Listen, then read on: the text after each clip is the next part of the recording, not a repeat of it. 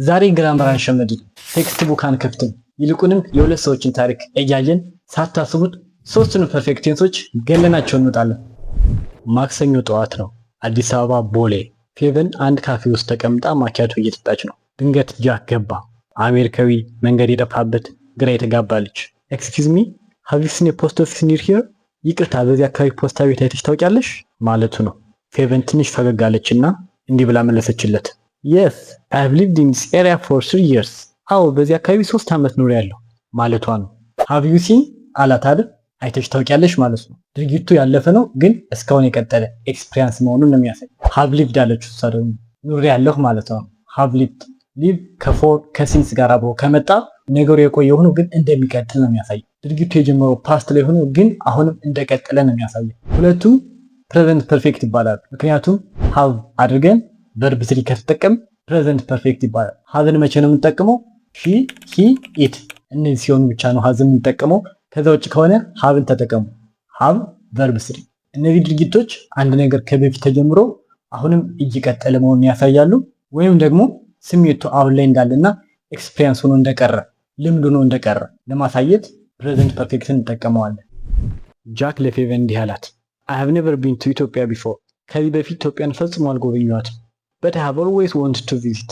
ግን ሁል ጊዜ መምጣት ፈልግ ነበር። ፌቨን ፈገግ አለች። Well, you have chosen the best city to start። ጥሩ፣ ለመጀመር ምርጡን ከተማ መርጠሃል ማለቷ ነው። ጃክ እየተናገረ ያለው ያለፈ በፊት ልምዱን ነው፣ ኤክስፒሪየንሱን እየተናገረ ነው። የኤክስፒሪየንስ ደግሞ ከአሁኑ ስሜቱ ጋር ወይም አሁን ከሚፈልገው ነገር ጋር ይገናኛል። I have never been ብሏል። ኢትዮጵያ መጥቼ አላቅም፣ ጎብኝቼ አላቅም ነበር እያለ ነው። ኔቨር ቢልም ኤክስፒሪየንስ እንደሌለው ነው። ሰው ፕሬዘንት ፐርፌክት ለኤክስፒሪየንስ ተጠቀመ ማለት ነው። ሌላው I have always wanted ማለት ሁልጊዜ እፈልግ ነበር ማለት ነው። ፍላጎቱ በፊት የጀመረ ነው ግን አሁንም እንዳለ እንደቀጠለ ነው የሚያሳይ። ለዚህ ሁሉ ፕሬዘንት ፐርፌክት ተጠቀሙ። ሃቭ ብለን ቨርብ ስሪ። ፌቨን ለጃክ ሀገሯን እያስጎበኘች 3 ወር አለፈ። ጃክ እና ፌቨን ጥሩ ወዳጆች ሆኑ። አዲስ አበባን ዞሩ፣ የእንጦጦን ፓርክ ጎበኙ፣ አብረው ክትፎ በሉ፣ ባህር ዳር ላይ በጀልባ ተንሸራሸሩ።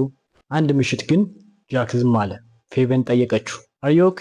ጃክ ትንፋሽ ወሰደና እንዲህ አለ። ቢፎር አይ ኬም ቱ ኢትዮጵያ፣ ወደ ኢትዮጵያ ከመምጣቴ በፊት I had never felt at home anywhere። የትም ቦታ የቤት ስሜት ተሰምቶኝ አያውቅም ነበር። I had lived in 5 cities። በ5 ከተሞች ኑሬ ነበር። I had tried many jobs። ብዙ ስራዎችን ሞክሬ ነበር፣ ግን ትክክለኛ ስሜት የሚሰጠኝ ቦታ ፈጽሞ አግኝቼ አላውቅም ነበር። አስተውሉ። አሁን ደግሞ ጃክ ኢትዮጵያ ከመምጣቱ በፊት የነበረውን ድርጊት ነው የሚያሳይ፣ ልምዱን አይደለም ድርጊቱን። እዚህ ጋር ሁለት ነገሮች አሉ። ሁለቱም ያለፈ ነገር ሆኖ ነገር ግን አንዱ ቀድሞ ተከናውኗል። ሁለት ያለፉ ነገሮች ኑረው አንዱ ቀድሞ የተከናወነ ወይም የተፈጸመ ከሆነ በፓስት ፐርፌክት እንጠቀመዋለን። ሃድ ብለን ቨርብ ስሪ ነው። ከላይ ምን አለ? ቢፎር አይ ኬም ኢትዮጵያ አለ። ኢትዮጵያ ከመምጣቴ በፊት ነው ያለ። እዚህ ጋር ፓስት ፐርፌክት አላደረገው፣ ፓስት ነው የተጠቀመ። ምክንያቱም ይሄ ድርጊት በኋላ የመጣ ነው ማለት ነው። ከመምጣቱ በፊት ያሳለፋቸው ድርጊቶች አሉ። ሰው የቀደሙ ድርጊቶችን በማን ገለጸ? በፓስት ፐርፌክት። ሃድ ኔቨር ፌልት አለ። እንደዚህ ተሰምቶኝ አያውቅም ነበረ።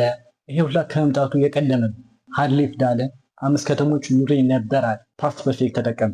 እንደ ኢትዮጵያ ያለ ቦታ አግኝቼ አላውቅም ነበር ሲል ደግሞ ሃድ ኔቨር ፋውንድ አለ። አሁንም ያለፈ ነገር ነው። ምን ከማለቱ በፊት ቢፎር ኬም ኢትዮጵያ፣ ኢትዮጵያ ከመምጣቱ በፊት የነበሩ ፓስት ድርጊቶች ናቸው፣ ግን የቀደሙ ስለሆኑ በፓስት ፐርፌክት ተገለጹ።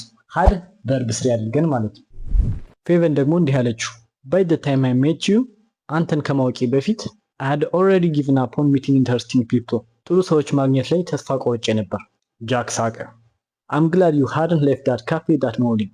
ያንን ጠዋት ካፌውን ለቀሽ አለመሄድሽ ደስ ይለኛል አላት። እዚህ ጋር አስተውሉ። ፌቨን ምን አለች?